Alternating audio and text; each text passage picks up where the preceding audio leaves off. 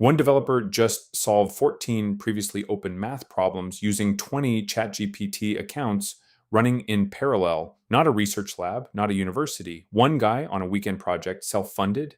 His name is Colin Snyder. His day job is CTO at an AI startup in Japan. This is not that job. This is a side project called Starfleet Math. And if you work with agentic coding tools, the way he built it is worth understanding because the trick underneath it applies to almost anything you are running today. Here is what Starfleet actually is.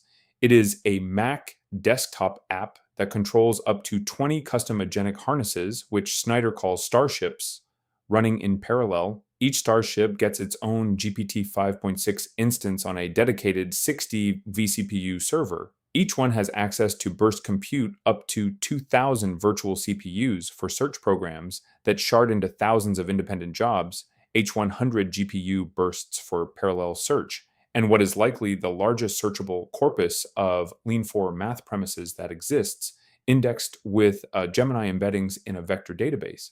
Each starship can also call SAT and SMT solvers, computer algebra systems, and a full Lean 4 toolchain directly. Here's the part that matters for your own workflow. Every proof a starship produces gets reviewed by a second AI, Claude Fable, acting as a verifier, and only after Fable approves does the system message Snyder on iMessage for a final human check, that is, a second model checking the first model's work before a human ever sees it, verification before completion, automated, the results. Starfleet attempted 20 Erdős problems. It produced 14 complete solutions and 5 partial ones, every single one formally verified in Lean 4. That distinction matters. Lean 4 is a proof assistant. It does not take the AI's word that a proof is correct. It mechanically checks every logical step. An LLM claiming a proof is right is an opinion. A Lean 4 checkmark is not. Now, the actual trick, the one that generated the most discussion, Snyder needed 20 GPT 5.6 instances running simultaneously. Buying that much concurrent capacity through official API tiers gets expensive fast. His solution, he pulls the OAuth refresh token out of each of 20 separate Codex accounts into a custom broker he built, which mints short-lived access tokens per request and load balances requests across the whole pool.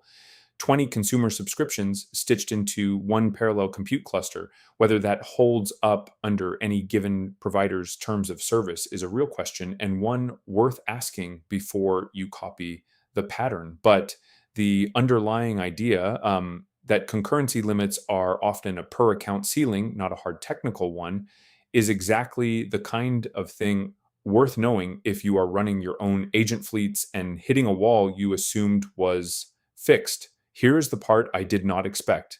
The community reaction on Hacker News was not pure celebration.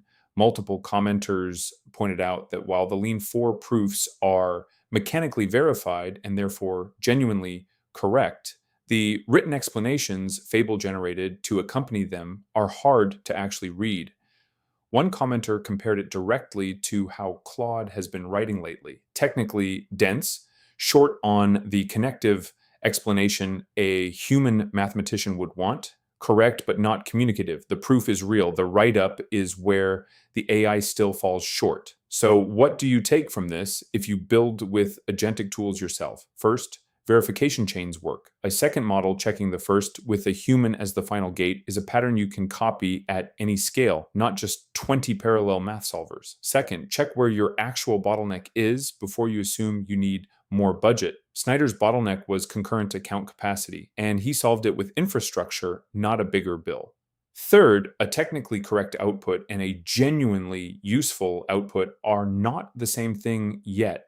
If you are shipping AI-generated documentation, reports, or explanations to other humans, budget real time for making them readable, because the model will get you correctness before it gets you clarity. Snyder is already running the same system against Navier-Stokes, a Millennium Prize problem.